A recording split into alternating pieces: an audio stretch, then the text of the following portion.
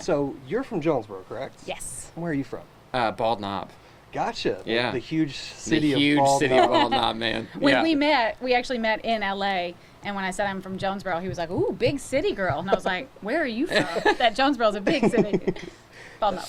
That's awesome. Diana was telling me a little bit about that. How did that happen? How are you both from northeast-ish Arkansas and end up meeting in Hollywood? How does that happen? Same dreams, I guess, right? Yeah.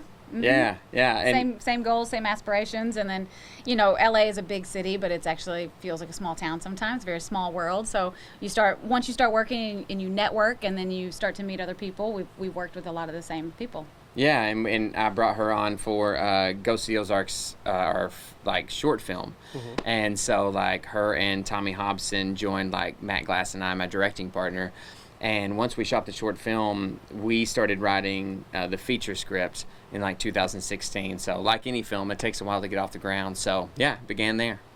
So what was it like to come back here to shoot this film?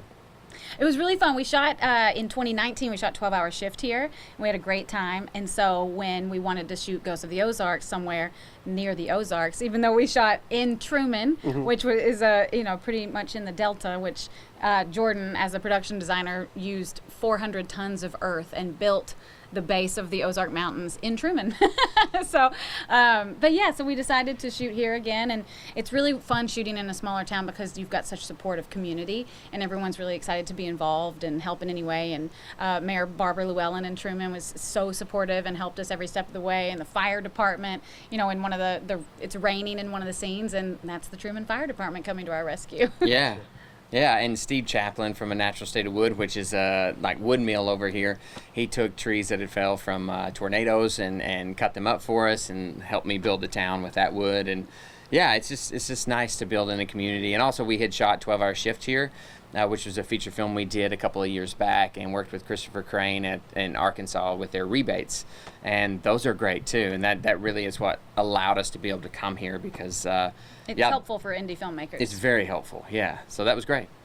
That's one of the reasons I was kind of excited to do this story is I love the movie magic type stuff, Yeah. Like CGI, that's kind of boring, Yeah. The real movie magic of indie filmmakers or, small town TV people. Sometimes we gotta, do Absolutely. Yeah. So cool. And when we shot, we were one of the first productions back up during the pandemic to start shooting again, to be the first approved, and we actually finished with no illnesses, which is spectacular. We kept everyone safe and healthy, but then travel got really difficult, and we needed a few more shots, so we couldn't just necessarily fly all the cast and crew back here to do a couple of reshoots. So not only did Jordan build a giant town in Truman, he built a miniature version of the town in our backyard in California. So we have a few of the reshoots. Talking about movie magic, there are some shots that you may not realize are miniatures. Yeah. And there's also I think 13 shots we shot in our backyard in LA because we needed to piece some things together. Yeah. So yeah, that's really fun. But that's what indie filmmaking is. Everyone kind of pitches in. You notice that we have several jobs on the film, and that's just what it is. But it's awesome. Like you said, the digital era really has allowed filmmakers like us to kind of find a space and that works for us. And yeah, it's great. That's super cool. I'm gonna rewind a little bit. Yeah. We're talking about the pandemic and Yeah. filming during the pandemic. How was that? I mean, that had to have been obviously unprecedented like everything else was, but how does that compare to pre and post pandemic? I mean, we just shot 12-hour shift before the pandemic here. Yeah. Totally different vibe. Yeah, for sure. But we also had full support of the hotel here. The one in front of ASU. They had helped us do a lockdown situation. So they had our floor that all cast and crew was staying on, stay very safe, and masks up, and the camaraderie that you think that would go missing because you weren't getting to hang out, that still happened, which was really important because the cast and crew, you're spending a lot of time together for about 6 weeks, and everyone got along, and it was really fun. So that aspect didn't change, which was nice. But as far as filmmaking, just testing everyone and keeping everyone healthy and making sure everyone has a lot of hand sanitizer, and it's a low level of stress. It was, and because of all the safety precautions, especially at that time, it definitely cut down on the free form of film and run and gun, where everything kind of had to be more structured. So I would say that was a a unique challenge. And I think that's laxed a little bit more as you know, we're farther along in this, but that was pretty challenging. But yeah, you add it to your tool belt, right? So now we know how to shoot during a pandemic. That's so, right. Luckily, it'll never happen again, right? That's There right. we go. I feel the same because like journalism during the pandemic was totally different, but now we've got that in our tool belt, and you know now it's easier to do remote stuff. We can do Zoom. We have other capabilities. Oh So man, Yeah. absolutely. Yeah. Even the programs that came out, like for remote editing and stuff like that, was rough and not something before the pandemic. And now it's way simpler to collab on writing and editing and everything, sound design. You know, we did our Foley. We did like our.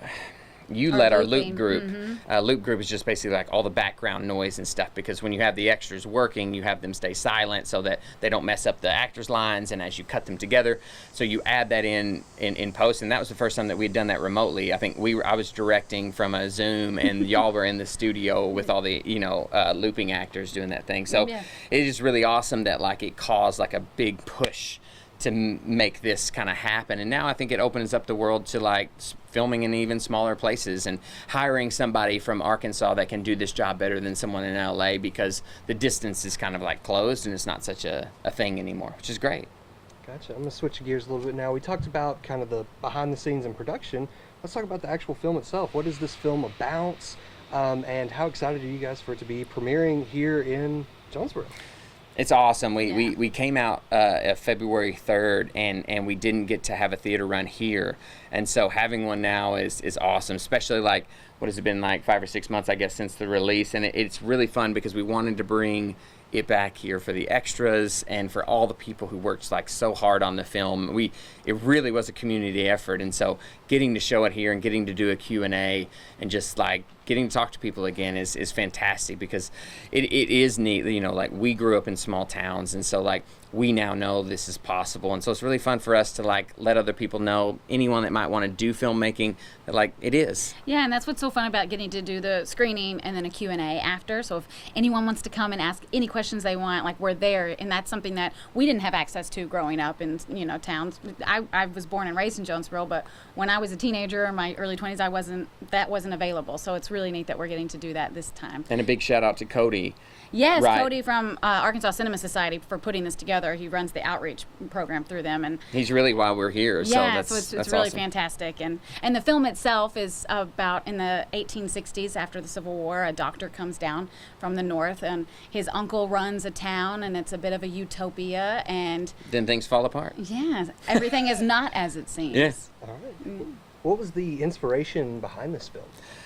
For me, as a kid, I grew up at the base of the Ozark Mountains, and there's a group of vigilantes called the Bald Knobbers, and they were up in the Ozark Mountains. And if you go to Silverado City, there's it is called Fire in the Hole, and it's Yeah. this like and it's this terrifying like little roller coaster, and it scared the crap out of me as a kid. Every single time we would go, I'd want to ride it, and then I'd cry the whole way through.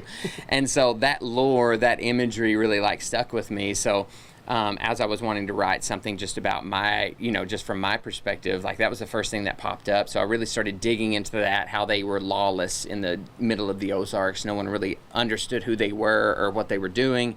And so that kind of like birthed the idea for the short film. We brought Tara and Tommy in, and then Tara and I started writing the feature after that. So yeah, that's kind of how it happened.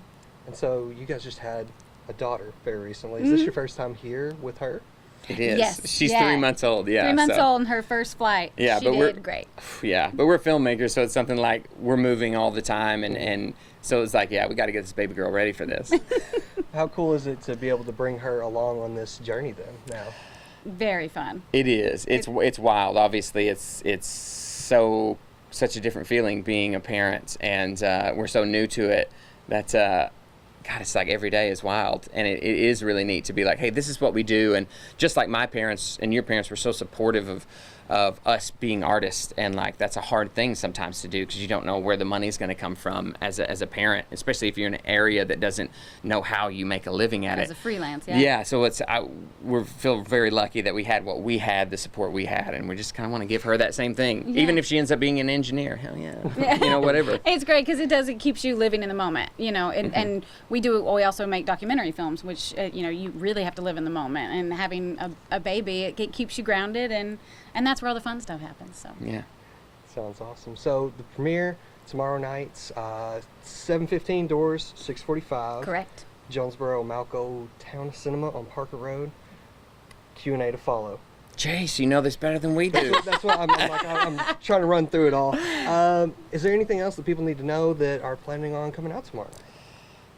Gosh, it's just a bunch of regular people making a movie, and I'm really, really proud of it. And I hope that they come out with questions, and I hope it just piques their curiosity, honestly.